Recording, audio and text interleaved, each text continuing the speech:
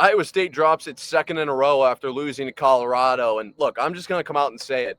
I don't think this one is on the players.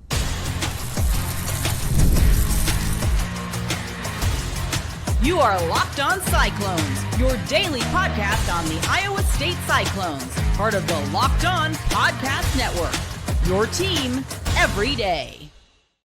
Welcome into Locked On Cyclones, part of the Locked On Podcast Network, your team every day. Shout out to you for being here every single day and making this your first watch or listen, even if it's post-game like today. I appreciate it more than you know. I'm your host, Nick Maravitz. Be sure to hit subscribe down below so we can prove that it is, in fact, a Cyclone state. Today, we're talking about Iowa State falling to Colorado. All right, we're going to talk offense. We're going to talk defense. We're going to talk sequence of the game, coaching throughout this one.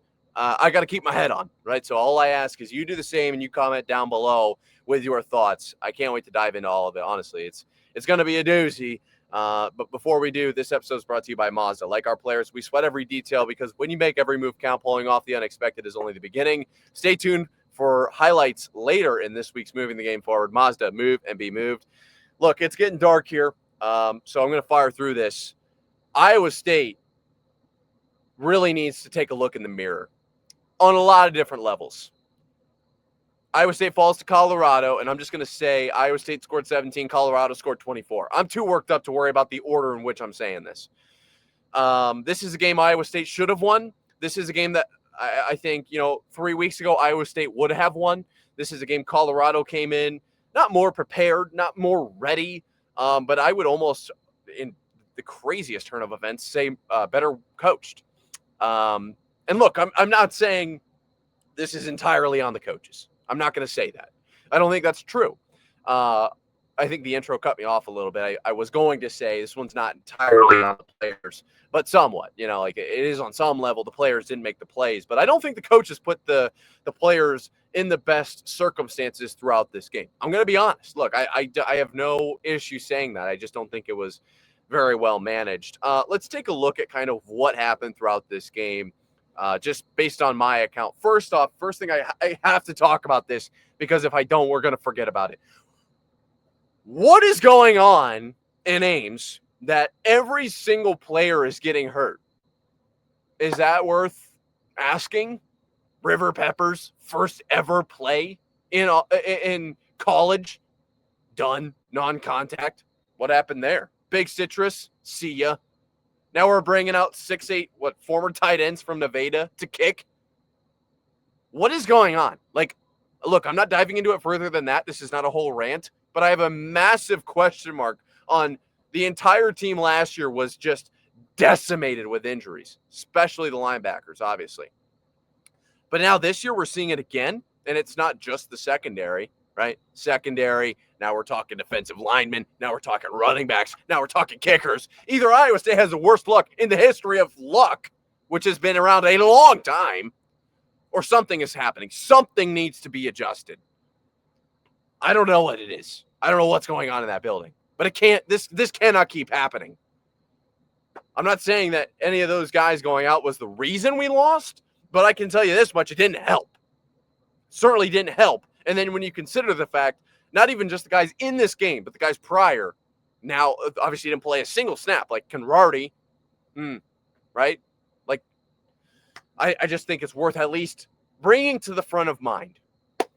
Okay, now that we've talked about the injuries, I didn't love that I didn't get to see the beginning of this game because of Florida State, but neither here nor there. Iowa State's attendance, very good. Shout out in Boulder. Shout out to Iowa State fans. If you're watching it from Boulder, you guys, you did what you could. Shout out to every single one of you guys. I've got my notes starting in the second quarter here because it was kind of odd prior to that. Look, the first touchdown that I've got here right out of the second quarter, this is already what we're getting into where I'm talking about the coaches didn't necessarily put Iowa State in the best position. I love Trey Bell. I think Trey Bell has done a lot for this team. He's a very good corner, but you can't put Trey Bell in the situation that he was put in on Colorado's first touchdown. I'm sorry. You just can't. We'll talk about that a little bit more sort of later down the road, but basically Colorado had trips out to the left and ran it to the weak side. Trey Bell kind of sat back with the linebackers a little bit too long. There was no contain, just a straight race to the pylon. Can't have that. Cannot have that. Now, that wasn't the only score. It's not the only reason that Colorado won. But those kinds of plays, I want to see John Haycock putting these guys who are relatively new, obviously they've been playing football a long time, but new to Iowa State as starters. I want to see them being put in better positions. I'm sorry. Look, am I allowed to say that? I don't like that you're basically forcing a one-on-one there from not an inexperienced guy, but like there has to be. Look, maybe I'm just analyzing the situation wrong. Look, I'm not a DC, like I understand that, but something that just it was so poorly defended that I can't help but think that it was a defensive play calling issue, right? If it were broken tackles or a beaten, busted coverage, it's even a one-on-one I don't love there, but a one-on-one missed tackle, whatever. Like that's different than basically free roam into the end zone. I didn't love that. Did not love that at all. I will say, I've got some notes. I'm just kind of deciphering through these. Dylan Lee looked really good in this one. As a positive note, like that I do think is good. There now with River Peppers, whatever happened, I don't see. I did not yet see what happened to River Peppers. If he's potentially out for a while because it looked like it would have been non-contact. Dylan Lee does look good. Carson Hansen, I believe, is still under concussion, so he's should be good to come back at some point. So if it's Hansen, Sama, and Lee, and obviously we'll talk about Hansen because Hansen played really well. Probably more when we talk about offense, but Lee was a bright spot in this one. As far as the future of Iowa State, I was really excited about that. Had a couple of wide receivers who played well. I'll sift through these, kind of as we go, but looking at the box score, Rocco played well, did not play perfectly, 18 of 33, 205 yards, and an interception. You know what? Let's talk about the interception right now. Let's just do it. That's a BS play. I'm sorry. That is not that's not acceptable. I don't say that often. I hate saying that. I hate the word unacceptable. It feels too harsh to me. Maybe I'm too Iowan, but it was. You can't. I don't care what the play is, or what the call is there. That can't be allowed. In no circumstance is the defender allowed to just tackle a random guy as the ball is in the air. If that's on the other side of the field, that's getting called every time. How many times do we see a run to the left, right? A sweep to the left, but the receiver on the right is holding and it gets called back. Or a receiver, even if it's, not like super impacting the play, a receiver on the side of the play holding, that's going to get called every single time. You have to call that. It's not a judge. Like the fact that it was thrown and then picked up has me irate because it's a 7-point game. Right. And obviously Iowa State's going for it on 4th down.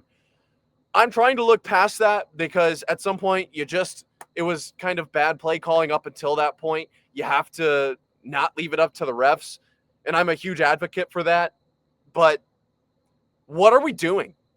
As I need to know what was said to Matt Campbell. I need to know what those refs told him. Because if it's like, oh, well, the defender undercut him and made the play prior to what? And so then they just pick it up entirely. Like there is no after the play, what? It's just okay. It's okay because he made a play. I don't understand. And that's nothing against Colorado. It's honestly nothing against Iowa State. It's just question marks for me. And that's why I don't love bringing that up in these post games. Cause it's what is that really about? What is that? What is the point of bringing that up? But in this game, that is worth talking about. At least having an open dialogue of what are we talking about, right? I'm not saying that was the end-all be-all, and that's the reason that Iowa State lost this game. But it was a major factor. You cannot deny that. That play, that can't be allowed. It can't be. It cannot. Look, I hate to say it, but I think that was a major part in this one. Now, maybe Iowa State doesn't get stuffed 4 times, no touchdown, but then at least Colorado has it inside their 5. There are so many things around that penalty. Let me know how you feel in the comments, because I'm about to rip all my hair out. I'm genuinely very upset about how this game turned out. We'll talk about, let's talk about offensive play calling next. That'll be a fun one. Stick around. Coming right back after this. Today's episode is brought to you by Mazda. It's the weekend. It's time to look back and crown this week's MVP on Who Delivered, powered by DoorDash. Just like you can win every Saturday with DoorDash Streaks, saving more every time you order. These players delivered when it mattered most. Let's break it down. For Iowa State, obviously not a great day against Colorado, but Abu Sama came to play. 24 carries, 177 yards, 2 touchdowns. Maybe the only thing we can look forward to the rest of this season. Very proud of how he did. So he's going to get the nod in today's Who Delivered. Just like Abu Sama delivered for Iowa State, DoorDash delivers your Saturdays. With DoorDash Streaks, you can save every Saturday you order. Stack it up all season, and you could win or save, up to $250, including $100 in DoorDash credits. Order this Saturday. Keep the streak alive.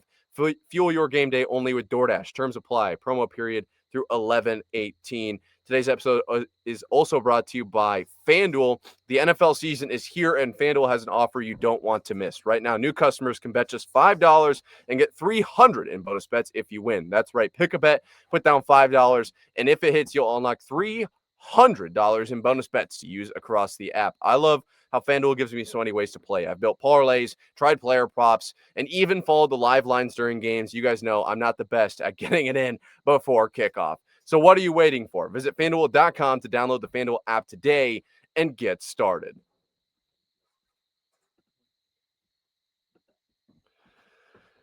Iowa State's offense was fine in this one, but it was not commanded in the way that I would have liked to seen here at Locked On Cyclones, part of Locked On Podcast Network, your team every day. Taylor Mauser is starting to get closer and closer to a major problem for this Iowa State team, just in my opinion. Multiple times throughout this game, I thought the wrong play was called. It's really easy to look at. I believe it was a 3rd and 1 when it was a fake. Rocco looked confused, handed off to, was it Burkle? He fumbles the ball right here. Yeah. It was Burkle. He fumbles and recovers it, and it ends up being a 4th down. That can't happen. We've done that multiple times this season. It never seems to work out. I don't know why we're doing that. And then you see Sama, I love Sama. I do. And I just talked about how good he is, but we're putting him in positions that I don't love either. Multiple times, though. Let's get back to Mauser play calling. There were multiple times when I did not think Iowa State was making the right play calls. One of which being a 4th down call. It was a 4th and 1 or a 4th and 2 after, I want to say it was Bramer that reached. I got too many notes here to be ciphering through these, but I believe it was Bramer that reached, and he reached to about the 1-inch line, and then they spotted him about 1.5 yards away. And Mauser says, you know what? The best thing to do here is when we have maybe one of the best quarterbacks that can sneak the ball, and we're really good at running downhill. Let's put Sama directly beside Rocco, make him think for a second before running upfield, and then he'll get swallowed up in the offensive line. That's a terrible play call. I'm sorry. You just can't do that. And then the touchdown drive for Iowa State in the 3rd, I want to say it was 9 plays, 9 runs. Obviously, Rocco was one of those, or at least was intended to be one of those before it was called back for a timeout or whatever it was. I can't. We're not putting the ball in Rocco's hands enough, in my opinion, and we saw that later. On that 4th down call, I think you have to get the ball into Rocco's hands. It was a 3rd and 10 or 4th and 10, not given to Rocco. I don't love that either. Look, Mauser is a great play caller, believes in Rocco, or at least he says he does. I need to see it on the field. And the offensive play calling throughout the game, I think, was not perfect. As I've just mentioned, a few specific instances, but there was a point, I believe it was 4 minutes left in the 2nd quarter. You can't give that ball up. If you're talking like I was all week long, that this team needs to adopt a new identity to basically become an offensive scoring team based on what we've seen defensively. I think this team needs to go out into every game trying to score 50 plus, right? You're not going to score that many, but you have to mentally be ready to be going for it on 4th down. And I've got it up right here in the play-by-play 4:14 to go on Colorado's 48, right? So you're on the opposing side of the field. That's a situation where I think Iowa State, now this is just my opinion. I'm not necessarily critiquing play calling. Like, I'm not an OC. This is just a mentality situation here. I think Iowa State needs to be ready to go for that. That fourth and I think it was 7. That one you need to go for. You can't let that one just go. Just whatever, we'll hand this one off to the defense. That's not where I think this team is right now. You have to be aggressive. I don't think you can just let that go. Because yes, Colorado does end up punting it after that, three and out for Colorado, and you score. That's awesome. But I just didn't see enough fight, enough aggression from this Iowa State offensive play calling side of things. Now, the other side of this that I would like to bring up is that Iowa State looked really good when they were in the hurry up. Now, not so much at the end of the game, but I think right before the half.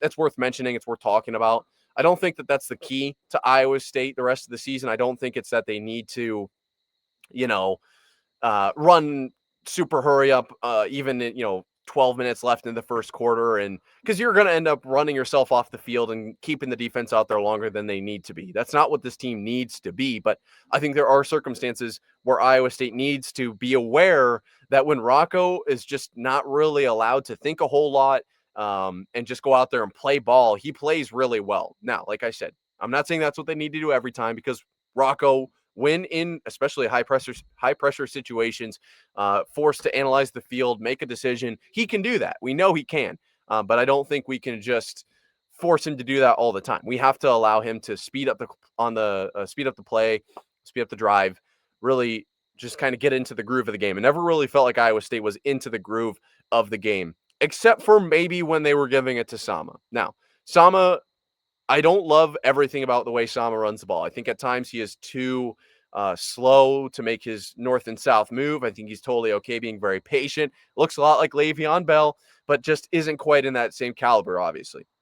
I don't think that's an unfair thing to say. Sama, did go off in this game and looked really, really good. 24 carries, 177 yards, 2 touchdowns along a 38. Like, very good game for Sama. That's a very big positive for this team as we move forward. It's obviously worth mentioning that I think once they figured out that Sama can run the ball, we just keep giving it to him. Like, that was a positive. There are positives that came out of this game. I just think it's like, offensively, you score 17 points against Colorado. You have to have question marks about what is being called. What is this team doing? When are they going for it? When are they not? When are they making aggressive play calls? When are they kind of being relatively passive? There was a point in this game, I believe it was in the fourth. All I have is they run it with Rocco on 3rd and 10, and then they decide to punt it. What? That was what I was talking about with, like, giving Rocco the reins on 3rd and 10.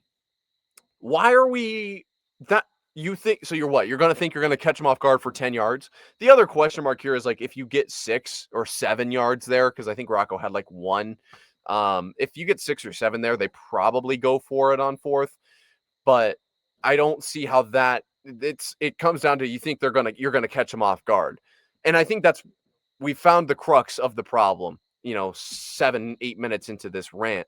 The problem is that Taylor Mauser thinks he's going to catch the defense off guard. He's going to get too cute with it. He's going to get fancy.